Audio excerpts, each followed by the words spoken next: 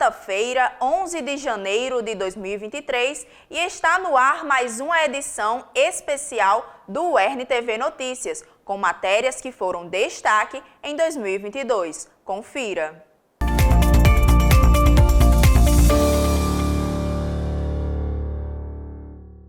Colecionadores mostram a história por trás de seus itens guardados. Saiba qual a importância do aleitamento materno para a saúde do bebê. Conheça o Parque Nacional da Furna Feia, maior unidade de conservação do estado. Você vai ver ainda uma reportagem sobre a importância da fotografia.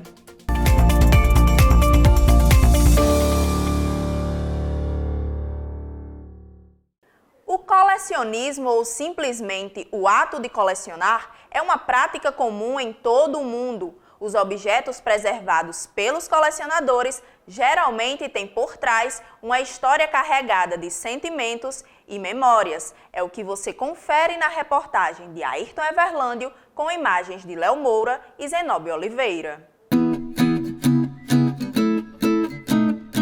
O mundo dos colecionadores é um espaço sensível, lúdico e nutrido de muita nostalgia. O arquiteto e fotógrafo Carlos Mendes, de 57 anos, possui uma coleção de mais de 250 miniaturas de vários tipos de carros. Ele tem nacionais, internacionais e também referências cinematográficas, como Velozes e Furiosos e De Volta para o Futuro.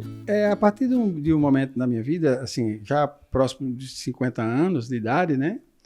Eu comecei já a ter mais tempo e aí aquelas memórias antigas, né, de que eu convivia com os carros que eu via na minha família, né, coisas que eu gostava de ver e interagir, né, comecei a ter interesse em comprar e ter isso para mim, né. O engenheiro civil Clay Paiva, de 31 anos, coleciona artigos da dupla Sandy Júnior, possuindo itens raros, como vinis antigos, material distribuído para as rádios, CDs e até um mini vinil, que era encontrado nas costas da boneca Sandy entre 1996 e 1997. Eu comecei, quando era muito pequeno, eu tinha 2 discos só deles, o Sábado à Noite e o Tô Ligado em Você.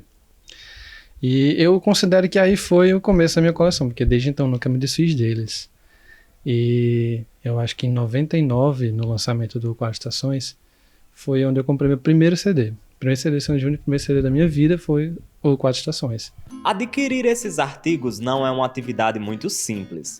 É preciso pesquisar nas lojas virtuais e até mesmo garimpar em sebos.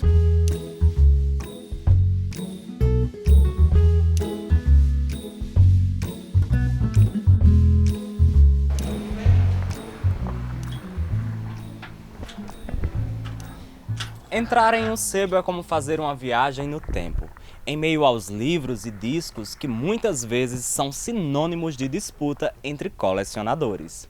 Marcos Almeida é proprietário deste sebo.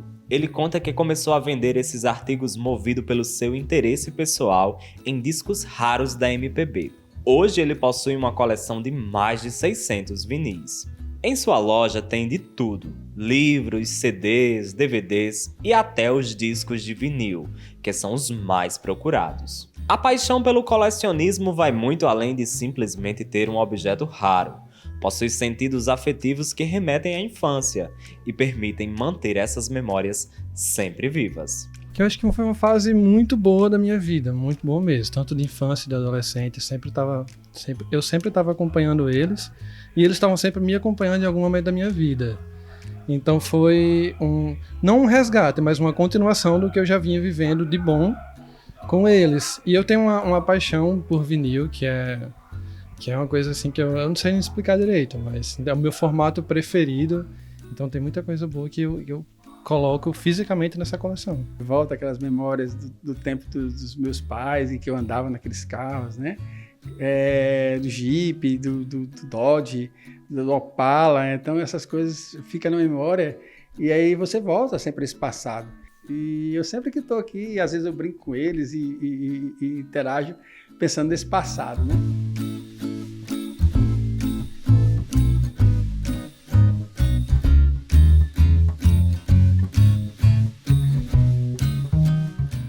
Você sabia que bebês que são amamentados adoecem menos e são mais bem nutridos do que aqueles que ingerem qualquer outro tipo de alimento?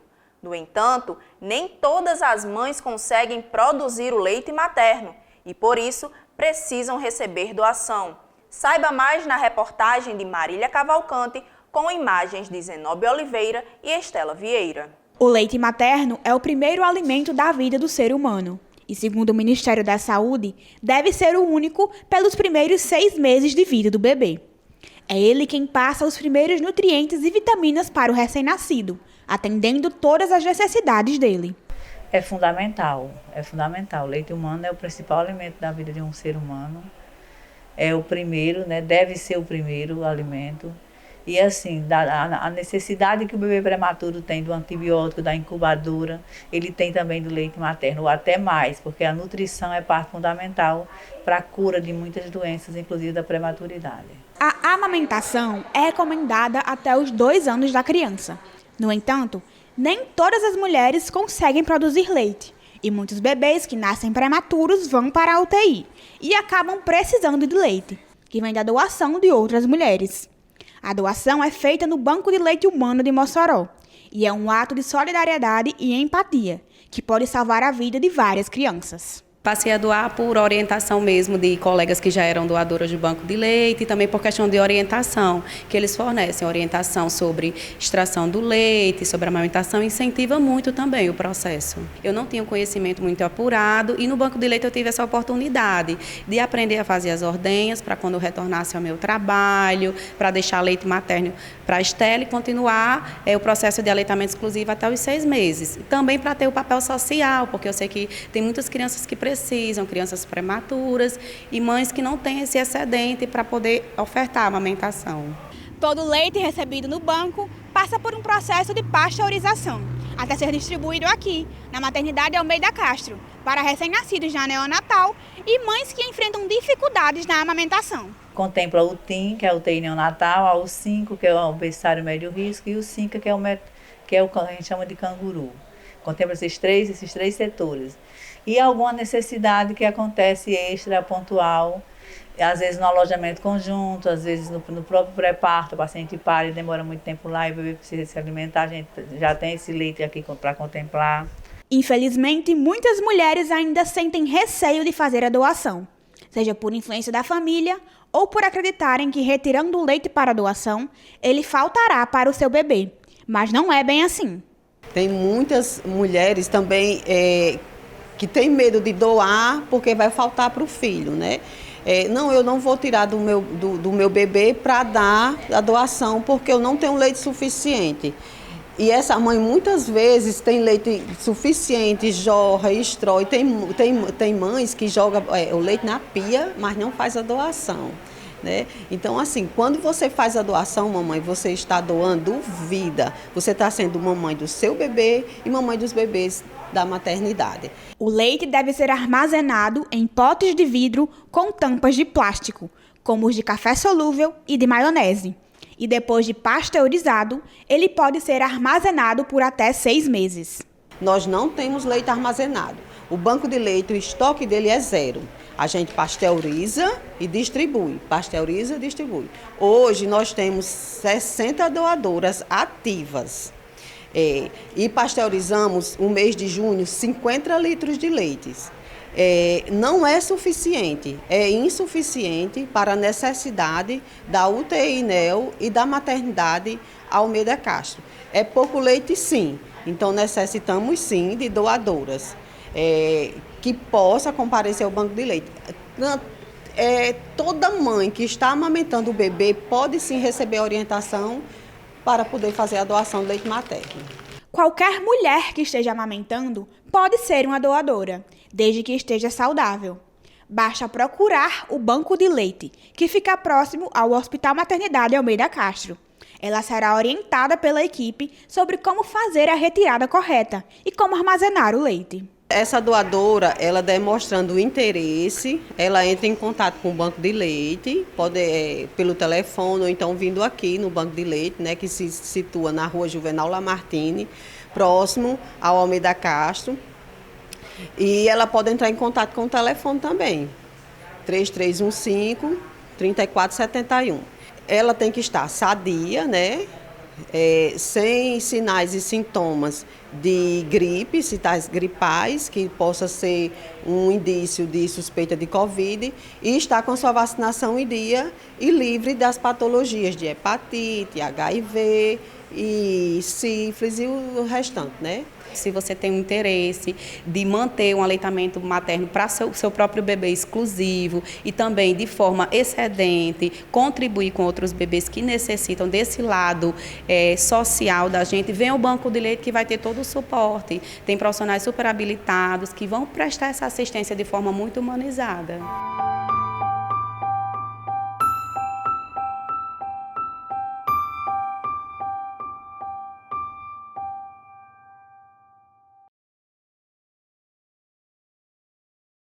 Você vai ver no próximo bloco uma matéria especial sobre o Parque Nacional da Furna Feia.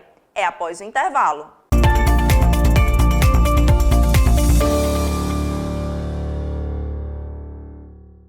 O Futura faz 25 anos. Estamos de cara nova, mais modernos e atuais, mais próximos de você. Firmes com um compromisso, levar educação de qualidade para todos. Somos um espaço de troca. Cocriamos com nossos parceiros, educadores, com você. Celebramos as conquistas até aqui e seguimos otimistas por um mundo melhor. Juntos, despertamos futuros.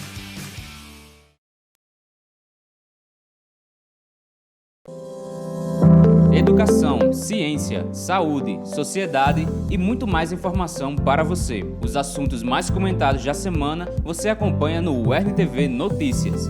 Toda quarta-feira, às 11h30 da manhã, no canal 23.1 e também no YouTube da UERN-TV. O conhecimento te conecta a novas ideias, novas percepções, novas oportunidades. Que tal começar a semana conectado a um assunto novo? Toda segunda, uma faixa exclusiva de programação traz temas como educação midiática, cultura digital, gestão escolar, tecnologia e robótica. Nos conectamos para aprender, trocar e incluir. Faixa Conecta, toda segunda, 9h, no Futura. Toda quinta-feira você confere aqui na UERN-TV o programa Saúde em Foco. Temas importantes relacionados à saúde são debatidos com a presença de especialistas e, claro, com a participação do público. Saúde em Foco, toda quinta-feira, às 11h30 da manhã, ao vivo, aqui na UERN-TV.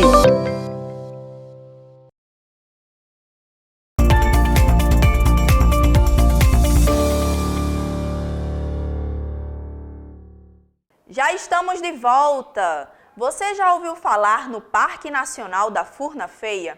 Ele está localizado no município de Baraúna e contribui para a preservação de centenas de cavernas e de espécies da fauna e da flora ameaçadas de extinção.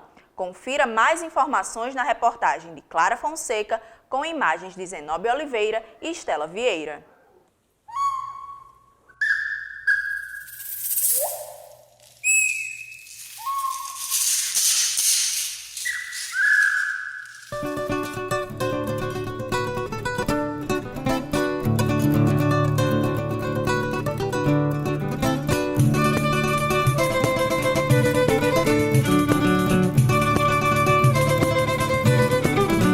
Lar de inúmeras espécies de animais e plantas.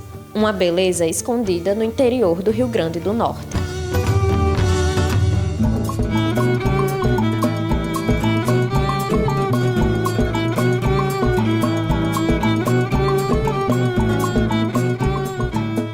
O Parque Nacional da Furna Feia possui 8.504 hectares e é um dos 10 maiores parques nacionais do bioma Caatinga e é a maior unidade de conservação e proteção integral do Rio Grande do Norte.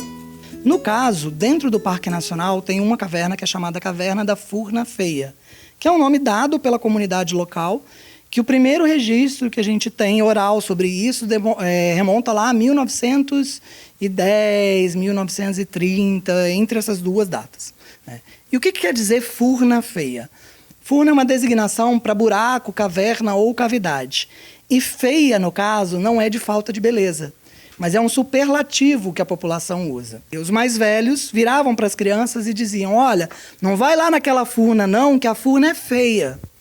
Né? Feia no sentido de grande, de escura. A unidade de conservação da Furna Feia conta com um projeto para a manutenção e regeneração das áreas degradadas. Algumas espécies de plantas arbóreas nativas da área do parque já foram plantadas. Entre as espécies estão a jurema preta, jurema branca, aroeira, juazeiro e entre outras. A gente estima algo em torno de 340 hectares com potencial para restauração, né? E o projeto Furna Feia, que é um projeto de restauração do bioma Caatinga dentro da unidade de conservação, buscou restaurar 110 hectares para desenvolver tecnologias de restauração. Então, o projeto teve como 2 objetivos principais. Primeiro, restaurar 110 hectares de áreas degradadas dentro da unidade de conservação.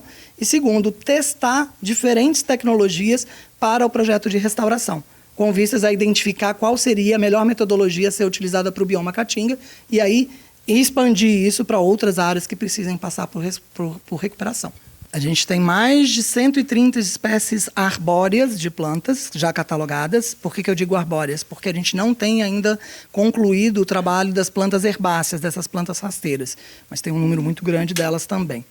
Do ponto de vista de espécies animais, a gente tem 32 espécies de mamíferos já catalogados aqui. Dessas 32, 16 são espécies de morcego.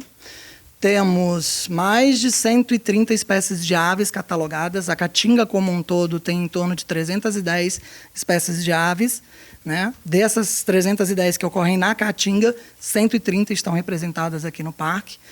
Temos mais de 10 espécies de serpentes catalogadas e de anfíbios a gente ainda não tem um número exato, nem de anfíbios nem de insetos. Temos espécies endêmicas do bioma da Caatinga. O que isso quer dizer? São espécies que só ocorrem na Caatinga e em nenhum outro lugar do mundo, como o mocó, é uma espécie que é endêmica do bioma Caatinga e que está com status de vulnerável. Temos o veado catingueiro, que também é uma espécie com status de vulnerável.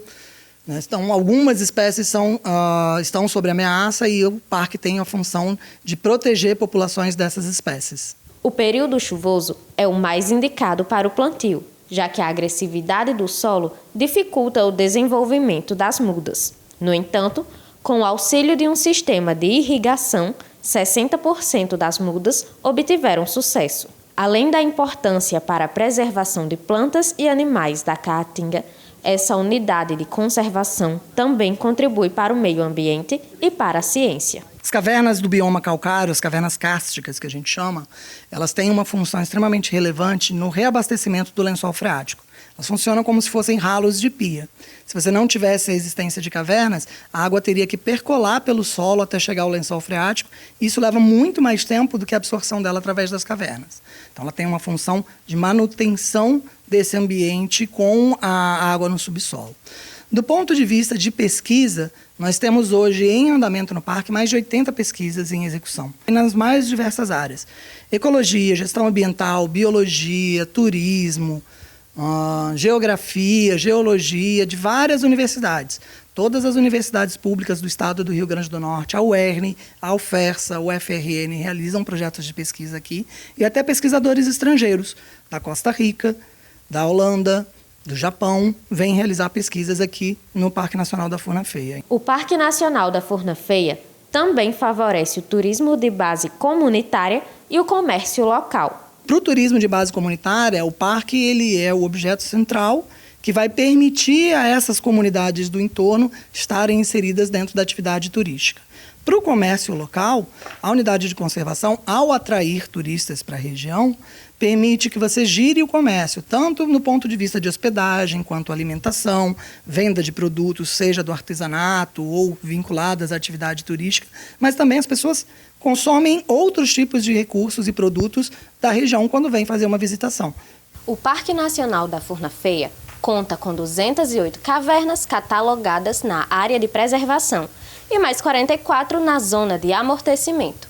Essa caverna onde nós estamos é o Abrigo do Letreiro e recebe esse nome por conta dessas pinturas rupestres. O Abrigo do Letreiro é uma caverna com uma área de cerca de 30 metros e possui vestígios arqueológicos nas paredes. A expectativa é que no próximo ano a caverna seja a primeira a ser aberta para visitação e com uma estrutura para o acesso de cadeirantes. Hoje o parque é aberto à visitação para o turismo pedagógico, ou seja, para atividades ligadas à educação. Então, em sua grande maioria, alunos de universidades, alunos de nível médio também podem vir realizar a visitação. A gente está estruturando as cavernas, né, com o apoio de um programa internacional, que é o GEF Terrestre, para a gente ter a visitação, né? Então, o SECAV vai apoiar a estruturação. O SECAV é o Centro Nacional de Conservação de Cavernas. Ele vai apoiar a estruturação de uma caverna e o projeto GEF Terrestre vai estruturar outra caverna, para que a gente possa receber o público turístico em geral. A previsão nossa é que a gente esteja com pelo menos a primeira caverna já preparada para o primeiro semestre do ano que vem.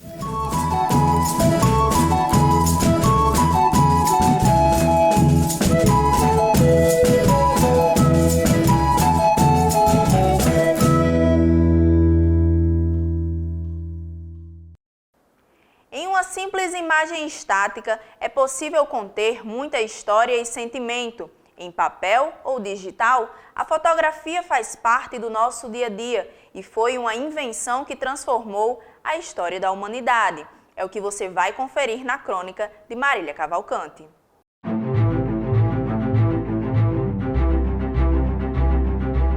No mundo em que vivemos hoje, tudo é muito rápido.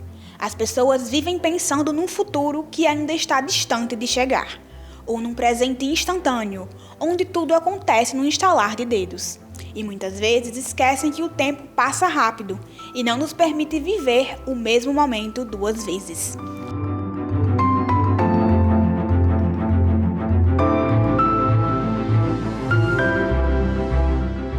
Mas existe uma maneira de capturar até mesmo 1/1000 de segundo dessa correria e congelá-lo pela eternidade, através de uma fotografia. A fotografia, para mim, é além, não só a questão de profissão, mas é um autoconhecimento. É um estado de espírito, assim, em muitas coisas boas, muita alegria, né? Muito prazer. Eu tenho muito prazer quando eu fotografo, né? E isso me dá uma felicidade muito grande. É uma forma de colecionar momentos e reviver quantas vezes quisermos nossas melhores lembranças. A fotografia tem o poder de nos transportar no tempo e trazer à tona todos os sentimentos presentes no momento em que ela foi tirada. Ela também guarda a nossa história, fatos marcantes que mudaram o curso da humanidade e que têm um impacto profundo na maneira como enxergamos o mundo. Eu começo a ser fotógrafo pela necessidade de registrar meu primeiro filho, né? Yuri, que ele era muito danado, ele aprontava muito. Eu precisava registrar esse crescimento. Então eu tinha uma máquina amadora de negativo e com isso a fotografia ficava muito ruim.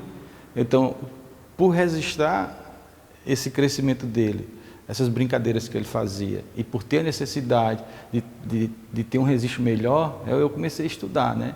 Ela também desperta uma saudade e permite manter vivo um alguém que já se foi, que está eternizado no nosso coração, mas também em um pedaço de papel. Às vezes esquecemos o sorriso, o olhar, o rosto, detalhes que com o tempo vão se apagando de nossas lembranças. Mas ao ver uma fotografia, podemos ter, pelo menos por alguns segundos, esse alguém conosco novamente.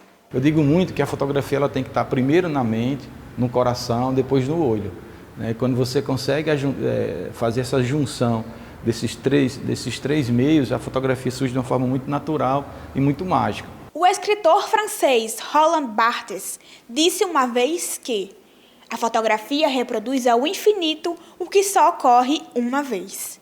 Ela repete mecanicamente o que nunca mais poderá se repetir existencialmente. Quando olhamos uma fotografia, podemos viver e reviver quantas vezes quisermos, momentos que não voltam mais. partes das nossas vidas que se perderam com o tempo, mas que não nos permitimos esquecer. E mesmo que nós e tudo à nossa volta tenha mudado, a fotografia permanecerá a mesma enquanto ela existir. A fotografia surge em 1827, né? Então, desde do primeiro dia que fizeram a fotografia, que passou 6 horas exposta para ter a primeira fotografia, não mudou nada a forma de captar. É o mesmo conceito, o mesmo mecanismo. É abertura, velocidade, uma lente que precisa de passar a imagem para determinado, para um vidro, depois para um negativo, para agora um cartão digital. Essa evolução facilitou muito esse processo fotográfico, né? Toda a profissão ou entende e absorve e evolui com o que está acontecendo, ou fica para trás, né? A fotografia não foi diferente com isso. Eu aposto que quando Louis Daguerre, lá no século XIX, aperfeiçoou a invenção de Joseph Niepce e desenvolveu o primeiro projeto do que viria a ser uma câmera fotográfica, jamais imaginou que ele daria à humanidade um grande presente. Uma das mais belas formas de arte de registrar lembranças e de congelar o tempo. A fotografia não é só instantâneo, de você clicar e ter o instantâneo. Mas a fotografia, ela é, além de memória, ela é história.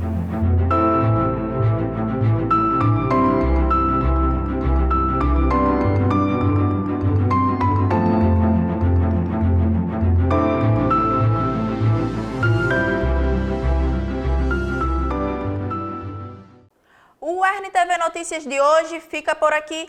Obrigada por sua companhia e não deixe de seguir nosso Instagram, @UERN-TV. Voltaremos na próxima quarta-feira com mais informações. Até lá!